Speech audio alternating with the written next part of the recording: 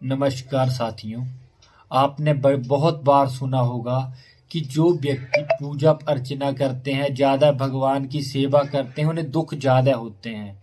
और ये यथावत है, क्योंकि जब भी हम पूजा अर्चना करते हो, आप भगवान की सेवा करते हो, तो हम उम्मीद करते हैं कि नहीं, हमें कष्ट नहीं होंगे। एक छोटी सी कहानी आपको सुनाऊंगा, आप ध्यान से सुनिए। एक बार बैकुंठ लोक की बात है। बैकुंठ लोक में श्री विष्णु भगवान जी विद्यमान हैं, माता लक्ष्मी जी के साथ अपने नागों के शैया के ऊपर आराम कर रहे हैं। तभी नारद ऋषि उनके पास पहुंचते हैं और नारायण नारायण कहते हैं और कहते हैं, हे माता लक्ष्मी, ये विष्णु भगवान कहाँ इस टाइम व्यस्त हैं, अपनी अंतर्दृष्टि से क्या देख रहे हैं। तो माता लक्ष्मी कहती हैं, ये अपने परम भक्त के दर्शन कर रहे हैं। विष्णु तभी नारद जी ने कहा, मेरे से बड़ा भक्त कोई हो ही नहीं सकता। तभी माता लक्ष्मी ने कहा, नहीं, इनका एक भूलोक के ऊपर एक किसान भक्त है जो इनकी पूजा करता है, अर्चना करता है, यह उनको सबसे प्रिय है। तभी नारद ऋषि गुस्सा हो गए, बोले ऐसा कैसे हो सकता है, मेरे से प्रिय तो कोई हो ही नहीं सकता। विष्णु भगवान ने उन्हें एक कार्य दिया। उनको क्या कहा कि तुम एक तेल का कटोरा अपने हाथों में धारण करके पूरे पृथ्वी का चक्कर लगा के आओ। ऐसा ही करने के लिए कहा नारद, परंतु एक बात का ध्यान रखें, इस तेल की एक भी बूंद जमीन पर ना गिरे। नारद जी ने कहा, ये कौन सी बहुत बड़ी बात है, मैं यूं गया वैसे ही आया। क्योंकि आप सबको पता है कि नारद ऋषि ब्रह्मा जी के पुत्र हैं, उनके पास शक्तियां हैं। वो तो पृथ्वी का चक्कर लगाने के लिए, एक उनके पास उठने की शक्ति है, वो तो भ्रमण करते करते पृथ्वी का चक्कर लगा देंगे। परंतु उनके दिमाग में यह भी प्रश्न था कि एक भी बूंद तेल की जमीन पे नहीं गिरनी चाहिए। उन्होंने क्या किया, तेल का कटोरा पकड़ा और फिर चल पड़े। ध्यान तेल में था, तेल गिरे ना। चक्कर लगाते लगाते दोबारा बैकुंठ लोक धाम पहुंचे। वहां बोला, भगवान अब तुम मान गए, मैंने एक भी बूंद तेल की नीचे नहीं गिरने दी। अब बताओ सबसे बड़ा भक्त कौन। विष्णु भगवान जी ने कहा, मान गया मैं, आप ही बड़े हो, परंतु अब एक काम करो, एक दिन के लिए भूलोक पर जाओ और वहां मेरा एक भक्त किसान है, उसको देखो वो क्या करता है। तो वो गए, उन्होंने भेष बदला, एक साधु का भेष लिया और पहुंच गए उसके घर पे। वो सुबह उठा, उसने स्नान किया अपना निवृत्त होके, और जब वो खेतों को जाने के शुरू हुआ, उसने बोला जय सिया राम। उसके बाद उसने हल जोतना शुरू किए, फिर कहा जय सिया राम। जब वो सारा कार्यक्रम करके घर पहुंचा, उसके बाद भोजन ग्रहण किया। सोते समय उसने फिर किया जय सिया राम।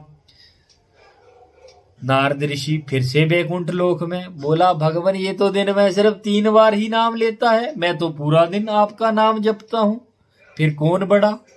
भगवान ने कहा, बड़ा वही है जो, देखो इसको जो कार्य दिया है, कार्य निवृत्त तो सारे मैंने ही दिए हैं। इसने दिन में 3 बार मेरा नाम लेता है तो 3 बार नाम लेना नहीं छोड़ा। परंतु आप तो पूरा दिन मेरा नाम जपते हो। परंतु मैंने आपको एक कार्य दिया था, उस कार्य को करते समय आपने कितनी बार नाम लिया। तब नारद मुनि जी ने कहा, भगवान मेरा ध्यान तो तेल में था, तेल की बूंद नहीं गिरनी चाहिए थी। तब उन्होंने कहा, इसको भी कार्य मैंने ही दिया है, परंतु ये मेरे को नहीं भूला। इसका नित्य नियम है, ये दिन में 3 बार लेता है तो 3 बार लेता है। तो ऐसा नहीं है कि हम आडंबर करें, पूरा दिन भगवान राम राम राम राम राम राम राम करें तब भगवान नहीं मिलते।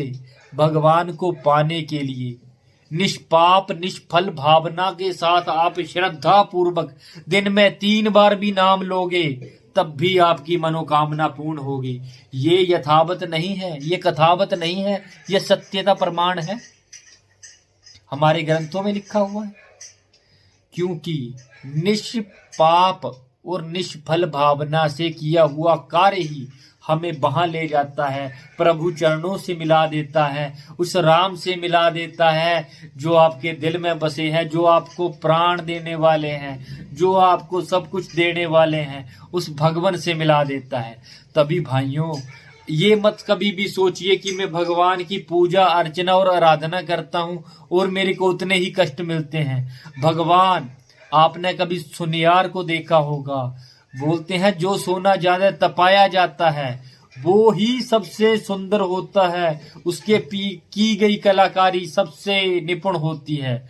इसीलिए भगवान भी आपको तपाता है, उस काबिल बनाता है कि आप निराश ना होइए, अपने प्रण है, जो कर्म है, जो क्रिया है, उसमें लगे रहिए। जब आप तप कर सोना हो जाएंगे तो आप उस परम धाम में चले जाएंगे, उस प्रभु के दर्शन मिल जाएंगे। आत्मा को परमात्मा से मिलने के लिए लाखों करोड़ों जन्म लग जाते हैं, परंतु कलयुग की महिमा ऐसी है, सच्चे मन से ढूंढिए, राम मन में समाए, यही है भगवन, यही है भगवन, गीता सार कहाए। ऐसी ही बात है भगवान भक्तों, गीता में है, सच है।